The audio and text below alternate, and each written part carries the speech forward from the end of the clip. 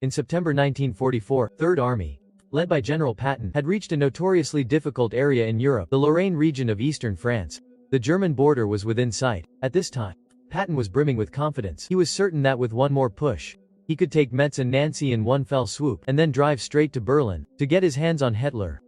In fact, Patton's confidence was not unfounded. Since entering France, Patton had been in overdrive, relentlessly pursuing the German army. Moreover, he learned that the opposing forces were hardly elite troops. With their manpower depleted, the Nazis were practically sending anyone they could find to the front lines. Among the German troops opposite him, there was an entire battalion composed of deaf men. Facing such ragtag soldiers, Patton had no reason to be pessimistic. However, the reality was a bit different from what Patton had imagined. In the battles for Metz and Nancy, the Allied forces suffered many setbacks and losses, with tens of thousands of casualties. Progress was slow, and the fight had turned into a complete mess. Regarding this setback, Patton was at a loss for words. In fact, by the end of August, the Third Army's fuel was almost completely gone, and they had not received adequate resupply. Entering September, the unit was only receiving 10% of its allotted fuel. If the logistics could not keep up, future battles would be a surefire recipe for defeat. They were bound to lose. To get fuel, Patton went to his superior, General Bradley, and pleaded, "Give me 400,000 gallons of gasoline. With that gasoline, I can break through the defensive lines and push into German territory. The advantage is ours." However, Bradley himself was helpless. Although he outranked Patton, when it came to fuel, his own fuel cupboard was also completely empty. With no other choice, this led to a famous quote, "My soldiers can eat their belts, but my tanks can't run without gas." For the desperate front line, General Eisenhower was also extremely anxious, and to solve this urgent and important need, Eisenhower decided to immediately call a logistics meeting. Soon, Patton received a notification. "To solve your problem, we have decided to form a new organization, the Red Ball Express Convoy." In August 1944, the generals pleading with Eisenhower for resources included more than just Patton. As the Allied forces from the Normandy landings began to push deeper inland, the Allied advance had noticeably slowed down. But the reason for this was something Eisenhower had not anticipated. At the end of August 1944, Eisenhower received an urgent report from the front line, extreme shortage of supplies, requesting support. A war correspondent gave him a more vivid description: "It is a tactician's hell, and a quartermaster's purgatory." For the Americans, the word shortage was as rare as a certain vlogger's updates. It was something they had never seen before. But when the data was compiled, Eisenhower realized the severity of the situation. According to rough estimates, the First and Third Armies at the front needed at least 800,000 gallons of fuel per day, but the actual supply they were getting was less than half of that, and this was after squeezing and cutting back on other needs. To ensure the fuel supply, frontline troops were down to only 5 days of rations. If supplies did not get through, they would soon run out of food. The whole army would have to become foragers. Faced with this situation, Eisenhower was greatly perplexed. No matter how much the front line consumed, the mighty America, how could the supply fail? Thinking of this, Eisenhower decided to call the Epoch to ask about the reason for the supply shortage. Of course, this Epoch had nothing to do with the one from science fiction. It was the abbreviation for the Allied Logistics Department at the time, because its name changed frequently. The department at this time had a name that, judging by its acronym, sounded rather inauspicious: Etussos. And the one who answered Eisenhower's call was the famous John Clifford Hodges Lee, also known as Jesus Christ himself. General Lee was the head of logistics for the Allied forces on the Western Front. The reason for his Jesus Christ himself nickname was not because he was a man of great faith, but rather a title bestowed upon him by his military colleagues, because this old fellow was just ridiculously over the top. General Lee was born in Kansas, USA in 1887. In 1905, he graduated second in his class from high school and entered West Point without an exam. At West Point, he graduated 12th in his class, far ahead of his contemporary Patton. However, as a true book-smart military man, an American scholar-warrior, John Lee's military career after graduation, though seemingly smooth sailing in terms of titles, was more of a long and winding road. Since graduating, John Lee had hardly been involved in any war-related work. Instead, he was always a staff officer, constantly advancing on the path of civil engineering. After graduation, John Lee built dams on the Mississippi, locks in Pittsburgh, managed rivers in Kansas, and dredged rivers in the Philippines. In the dozen or so years after enlisting, John Lee barely touched a weapon, always shining in civil engineering roles. He was a true engineering expert from West Point, a veritable general of concrete and steel, as they say. The bitterest pill is reserved for the unfortunate. Compared to his military school classmates who went into combat, John Lee was always in engineering. Therefore, 11 years after graduation, aside from a reputation as a hydraulic expert, Lee had almost nothing to show for it. His rank was merely a major. His situation could be described in one word: Failure. Of course, as a former top student at West Point, there had to be a reason why John Lee's promising future turned into a dead end. And the main reason was that his military colleagues unanimously thought this guy was too eccentric. Due to his family background, John Lee was a devout follower of the Anglican Church since childhood. He always carried a Bible with him wherever he went. A true old-school evangelist. Because of this background, John Lee's personality was extremely strange and rigid, strict with himself, but not necessarily lenient with others. Definitely not. In the army, John Lee was very by the book in his work, and he never joked with anyone. Even the most serious person would seem cheerful and humorous in comparison. If things had followed a normal script, John Lee's life would probably have ended with him becoming a construction foreman. However, in 1938, something unexpected happened. In 1938, John Lee was admitted by the Massachusetts Society of the Cincinnati as a hereditary member. On the Chinese internet, we often see legends about Western secret society. Things like the Freemasons and Skull and Bones are talked about with great fanfare. But among all the societies, the Society of the Cincinnati is the true old American establishment. Its members included the founding father himself, George Washington, both Roosevelts, Presidents Truman and Reagan, George H. Bush, Pershing, MacArthur, Rockefeller, and many others, and its membership could be passed down, making it a true sanctuary for the old American aristocracy. However, for Lee, the members mentioned before were not that important. What was truly important was, after joining the Society of the Cincinnati, John Lee gained the appreciation of a powerful figure. His name was George Marshall. After being noticed by Marshall, John Lee's career took off like a rocket to the sky. It soared. In 1940, he was promoted to Brigadier General, overseeing port transport. In 1942, John Lee was promoted to Major General and transferred to the capital that same year, becoming the Army's European head of the services of supply, responsible for coordinating the logistics for the Allied forces after the landing. In May 1942, General Lee and his staff flew to England. However, everyone soon discovered that this former old-school evangelist had completely changed since becoming an officer.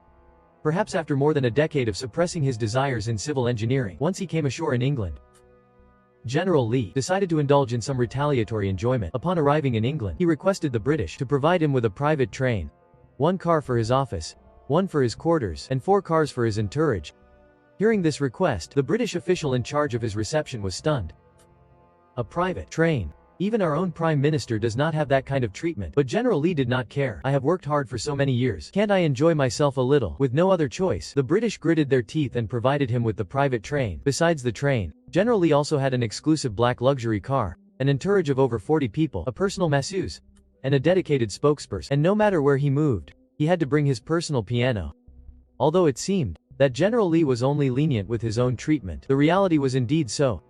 As they say, because I have been rained on myself, I do not want others to have an umbrella. When dealing with his subordinates, General Lee always maintained extremely high standards to establish his authority as a general. General Lee required any subordinate approaching him to salute at a distance of exactly 10 paces. During his inspections, including the wounded, everyone had to stand at attention and salute. If a seriously wounded soldier really could not stand up, they had to salute from their bed. However, sometimes, General Lee would overestimate the respect others had for him. For example, once while watching a performance in a London theater, General Lee heard thunderous applause. He stood up with great satisfaction to acknowledge the crowd. He was so happy that he failed to notice that everyone was actually applauding for Eisenhower, who was also present. However, as the #1 in logistics, to say that General Lee did absolutely nothing serious would obviously be incorrect. For example, while in England, General Lee began to crack down hard, focusing on the problem of waste in the U.S. Army. During World War I, due to extremely abundant supplies, waste in the U.S. Army was indeed a serious problem. Tidying it up was necessary. But General Lee's problem was that, as a high-ranking quartermaster, General Lee had no intention of eliminating waste through systematic changes. Instead, he focused on performance art. After the U.S. troops began to arrive, General Lee, with a large group of his men, began to roam through the major mess halls. Whenever he saw a trash can, he would personally inspect it. One day, in the security company's trash, he found a handful of raisins. He immediately summoned the sergeant in charge of the mess hall, Landry, and questioned him why the raisins were in the trash. Sergeant Landry was stunned. He replied timidly, "They were a little spoiled, so I sorted them out and threw them away." General Lee sneered, stuffed the raisins into his mouth, and said, "There is no spoiled taste at all. How do you explain that?" With that, General Lee chewed and swallowed every single one of those raisins. He stood there, unmoving, like a whirlwind that had just passed. Landry was completely dumbfounded. "Sir, with skills like that, why are not you a streamer?" However, As ridiculous as this performance was, General Lee seemed to relish repeating it. He tasted the contents of trash cans from various units, opening treasure boxes everywhere. This scared everyone so much that they did not dare to throw anything away. Because he was so bizarre, the American officers and soldiers deliberately misinterpreted the initials of his name to mean Jesus Christ himself. To mock him, Patton directly described him as a smooth-talking fraud and a self-promoting, arrogant little man. Of course, the army is a place full of eccentrics, and being criticized is no big deal. But General Lee being criticized was different. The main reason everyone criticized him was not because he was digging through trash cans. It was because he held the unit's supplies hostage. From the moment he took charge of logistics, General Lee treated the allocation of supplies as his own personal power. All units had to curry favor with this logistics chief, this big shot, to get the supplies that were rightfully theirs. Although Patton hated him deep down, when Lee visited, he had to roll out the honor guard to welcome him. After all, if you do not provide the smokes and drinks, how can he do his research? What was even more serious was that General Lee not only manipulated the units in peacetime, but he did the same even in wartime. Even if you said the situation at the front was urgent, you could not expect any special favors from General Lee. Facing the anxious frontline commanders, who were like ants on a hot pan, General Lee's attitude was, why should I consider the situation at the front? I am not your father-in-law. What I need to consider is whether you can reasonably conserve supplies in your unit. I have not cut off your weapons and ammunition. I have not violated military law. Because supplies are very tight right now, we must account for every item we distribute. My distribution method is the most reasonable and optimized way. I am a general, and I do not feel any hardship or fatigue. I have 40 aides and I do not feel any hardship. What right do you have to tell me the front line can't take it anymore? If you want supplies, you get supplies. After you get your supplies, do not come to me for the next resupply. You can choose not to conserve, but when the next benefits are handed out, there will be nothing for you. How well you fight your battles has nothing to do with me. If you are so dissatisfied with my distribution method, you can refuse it. I will approve it instantly. And I have no obligation to know how your battle is going, or if you are short of supplies. This is not something I, as a quartermaster, need to be concerned about. I am not your father-in-law, nor am I your father. I only care about the result. Our relationship is that of comrades in arms. With such an eccentric leader, one can imagine the state of the Allied logistics. Under John Lee's leadership, the Allied logistics department was severely imbalanced. There were too many people sitting in offices, but not enough people at the front. The gentlemen in the rear had no idea what the needs of the front line were. Moreover, due to General Lee's abnormally harsh treatment of his subordinates, Allied logistics became extremely focused on procedures. Distributing supplies had to adhere to procedural justice. But war is precisely something that requires flexible handling. Due to complex procedures and being far from the front line, the needs of the front line, by the time they reached the rear, often changed completely. It was like Patton saying, my soldiers can eat their belts, but my tanks can't go without gasoline. This was relayed as, my soldiers can go without belts, but my tanks can't go without gasoline. The clerk heard it as, my soldiers can go without tank, but their belts must have gasoline. Finally, it was reported as, my belts can eat tanks, but the soldiers must drink gasoline. Due to all sorts of errors, the front line often experienced bizarre situations where they asked for artillery shells, but the rear sent clothes. They asked for rations, but the rear sent ping-pong balls. However, although the logistics management was so chaotic, America's industrial might was formidable. Due to the overabundance of supplies, the Allies had a high margin for error. Before the battlefield situation became critical, General Lee did not cause any major trouble. He even got promoted to lieutenant general. After his promotion, feeling that a 3-star lieutenant general was not impressive enough, General Lee had a custom helmet made with general stars, printed on both the front and back, making himself a 6-star general. However, as the saying goes, calm seas do not make skilled sailors. Wartime sweeps everything away. War can expose all hypocrisy. When their landing was over, and the front line was truly in a stalemate, the Allied logistics problem could no longer be covered up. In the early stages of the Normandy campaign, the Allied logistics supply was generally good. With the full support of the Navy, a huge amount of supplies was delivered to the beaches. But in less than 2 months, the frontline supplies started having problems. In fact, when the Allied front line was in crisis, the warehouses in the rear were filled with supplies. The real problem with the logistics department was that although they had supplies, they could not get them to the front line.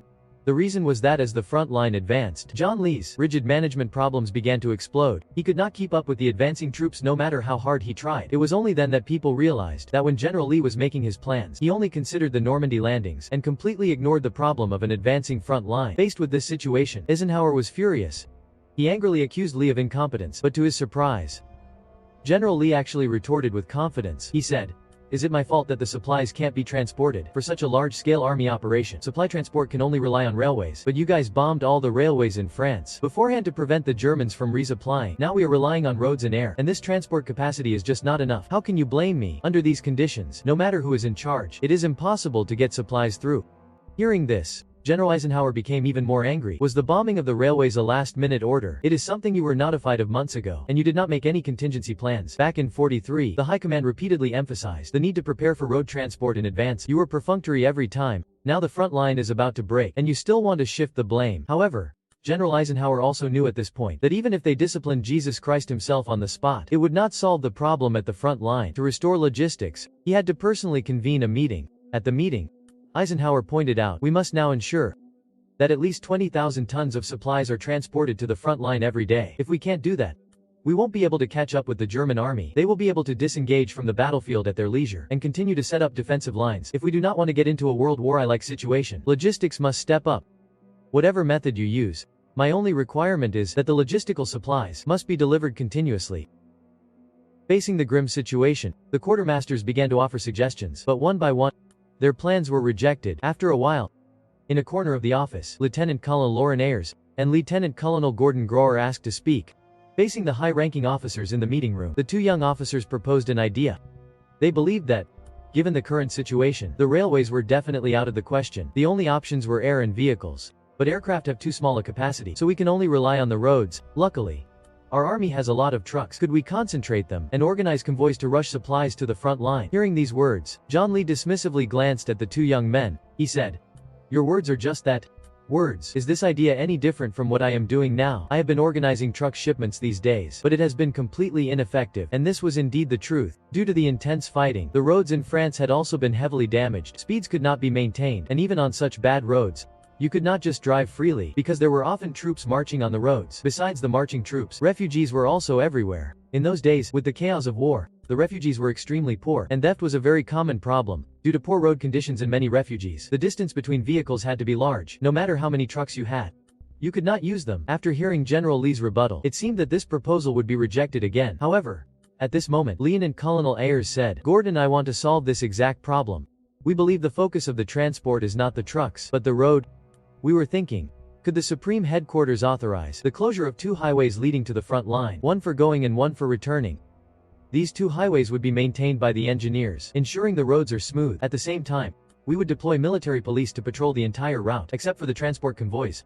No one would be allowed on the road. This way, we would have two dedicated roads in good condition. The distance between vehicles and speed would not be a problem. However many trucks we have, we can send that many supplies to the front line." Hearing these words, General Eisenhower and General Lee were suddenly wide awake. These two young guys had something. This was indeed a solution. But after some calculations, General Eisenhower's brow furrowed again, because even if the distance between vehicles was reduced to 5 meters, with the highway at full capacity, it could only meet less than 70% of the front line's demand. But dedicating more highways was not realistic. The engineers were unable to handle too many tasks. After a moment of silence, General Lee slammed his fist on the table. "I remember when the trucks were designed. They all have an overload capacity.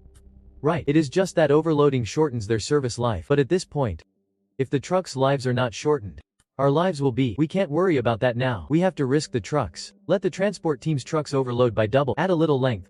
Add a little width. 2.5 trailers can pull a mountain. For a period of 2 weeks, we must get the supplies through at all costs." When General Lee proposed this idea, General Eisenhower finally felt a bit of goodwill towards him. "Good, I will give the order now. All vehicles of the European forces are at your disposal. As long as you can get the supplies through, I will accept any cost." And so, a new plan was born. The specific execution also fell on the proposers, Ayers and Grower. 2 days later, the two of them presented a detailed plan, naming it the Red Ball Express Plan. The term Red Ball refers to an expensive express service that appeared on American railroads in the 19th century. Trains carrying this type of express cargo would be marked with a red circle on a flag in advance. The cargo on board was mostly goods that needed to be transported quickly. Upon seeing a red ball train, all other vehicles and personnel had to give way. The red ball signified the highest priority of passage, hence it was called the Red Ball Express. After the plan was submitted, Eisenhower immediately approved it. The general had only one instruction: fast. Start the work with the utmost speed. With the general's order, Ayers immediately began to gather truck drivers from all over the army. The military police and engineers were also quickly in place. On August 25, 1944, the Red Ball Express was officially formed. The total number of trucks exceeded 1,200. Ayers assigned 2 drivers to each truck. They were organized into groups of 5, led by a jeep. The specified speed was 40 kilometers per hour, with a distance of 5 meters between vehicles, a distance of 55 meters between groups, and they were to hit the road doubly overloaded. On the morning of August 25, 1944, Lieutenant Colonel Ayers climbed onto the roof of a truck. and gave a short motivational speech. As Ayers looked out, he saw that everyone standing below was an African American soldier. Yes, black soldiers. During World War I, the U. Army still strictly enforced racial segregation, prohibiting black people from entering combat roles. They were only allowed to perform support roles, like cooking and driving, and the black soldiers in the World War EU Army, to prove that they were no worse than the white soldiers, were all holding in a great deal of spirit. They often completed their tasks exceptionally well. In this Red Ball Express fleet, 90% of the drivers were black. Due to the urgency of the matter, Ayers could only briefly introduce the situation at the front and the mission's urgency. After giving a classic American pep talk, Ayers concluded by quoting a famous quartermaster. "Never let the men on the front line say that we were the ones who stopped the Patton that even the Germans could not stop." This sentence instantly ignited the fighting spirit of the black soldiers. They rushed into the warehouse area with a roar, and under the rule of allowing overloading, the cargo holds of the trucks were stacked even higher than the driver's cabin. Under extreme overloading, each vehicle was weighed down, like a go-kart. Led by the sweat-drenched lead vehicle, the semi-trailers to the front line set off. Soon, the rural residents of France saw countless severely overloaded convoys speeding along the country roads of France. And the lead driver discovered that he was hardly qualified to lead the way. During the drive, they would hear the convoys chatter. "Hey, what the heck? Why are you speeding? Why are you going 60, you fool? There is a speed limiter in the driver's cab. I removed it before I got in the truck. Now tell me, am I fast or not? A speed limiter is nothing. I even removed the engine governor.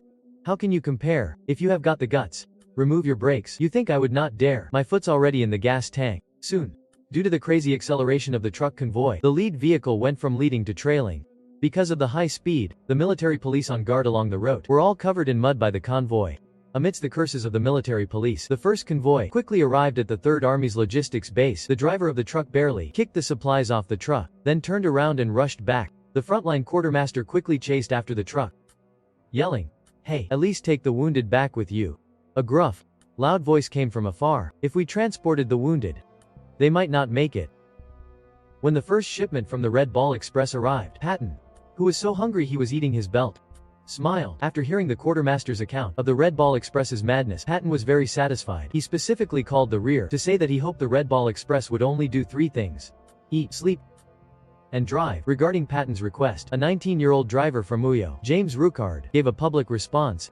"Tell that son of a gun to shut up. We all eat and sleep while driving." Actually, when designing the plan, Lieutenant Colonel Ayers had left rest time for the Red Ball Express. It was stipulated that they could rest for 15 minutes every 2 hours. But in actual execution, almost all drivers gave up this benefit. Since the governors were removed, some severely overloaded convoys were difficult to stop. At the same time, because the supply shortage at the front was so great, the convoy drivers were all frantically racing against time. Some drivers even went for 48 hours straight, without a single break.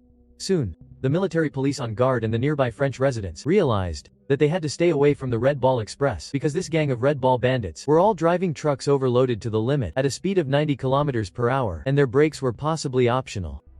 If you encountered them, you had to get out of their way. You could not expect them to get out of your way, and even if you could get out of the way, the convoy would definitely splash you with mud. Even worse, because they would not stop for bathroom breaks. The villagers often saw someone in the passenger seat kick open the door and publicly relieve themselves outside. It was not impossible to get splashed with urine. However, although the Red Ball Express was running at full speed, the consumption at the front line was just too great. Patton's fuel supply was still insufficient. A few days later, Patton instructed his soldier, "The Red Ball Express convoy is working too hard. We can't let them get too tired.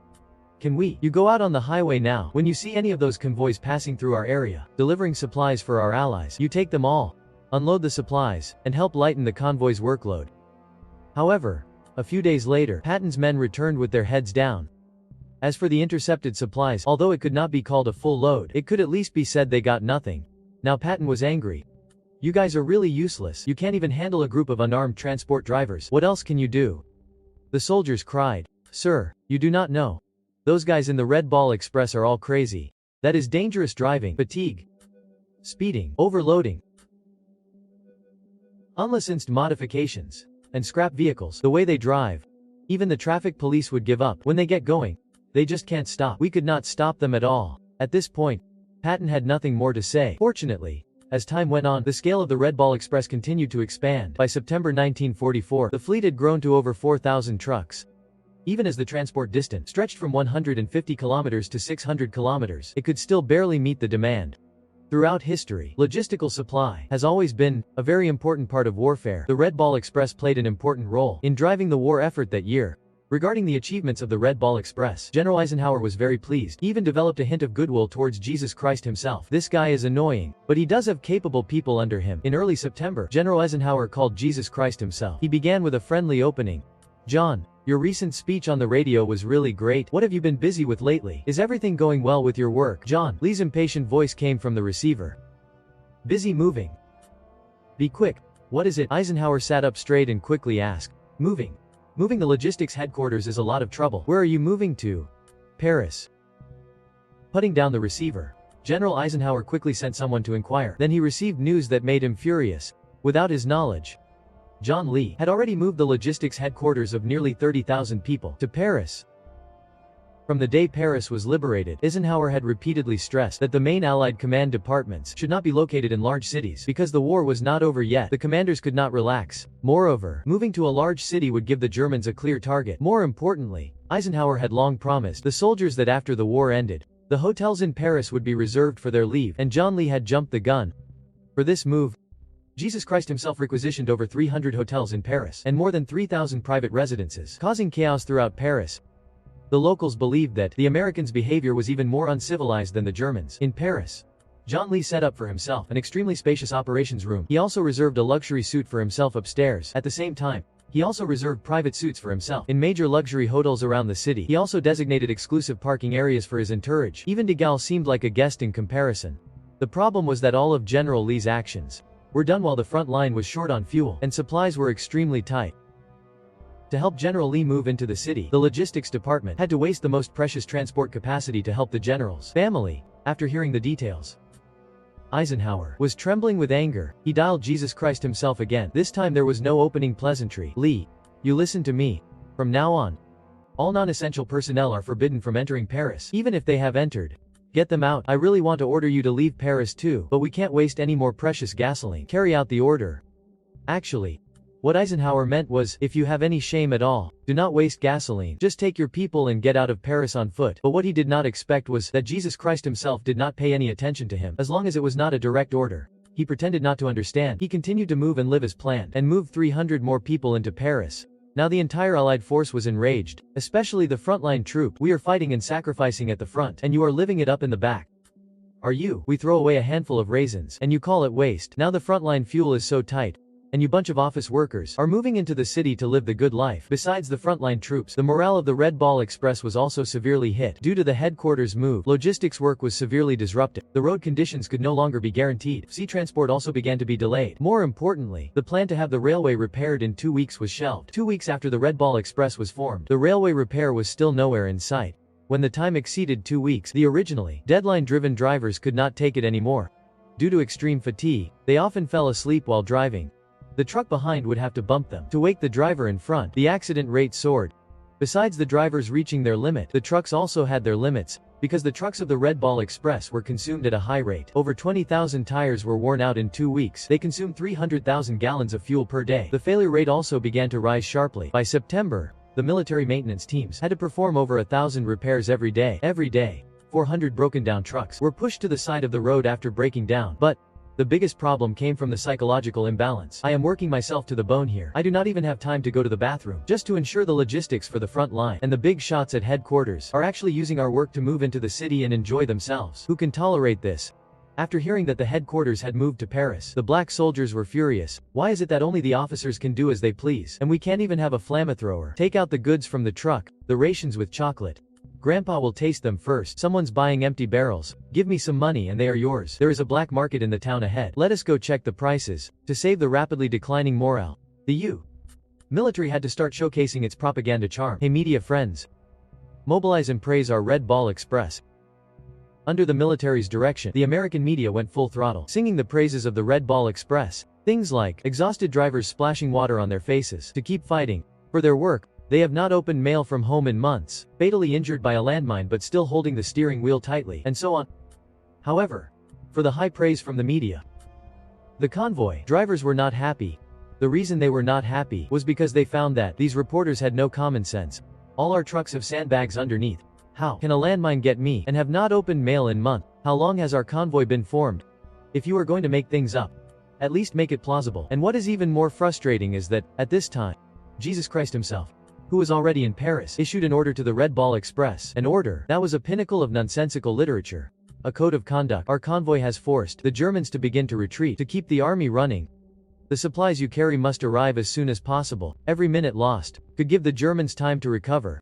It could even delay victory by several months. Therefore, all members of the Red Ball Express must comply with the following requirements. 1. Do not stop, unless absolutely necessary. 2. Do not interact with civilians. 3. Unless it is break time, do not leave the truck. 4. Maintain formation and drive on the right. 5. Always pay attention to the water temperature and oil pressure. 6. Regularly inspect the truck and cargo. 7. Always maintain proper spacing. Do not fall behind. 8. Drive smoothly and carefully. Regarding these 8 points, the driver's reactions were unanimous. I see you have put tape in the middle of your dollar bill. You really have no shame.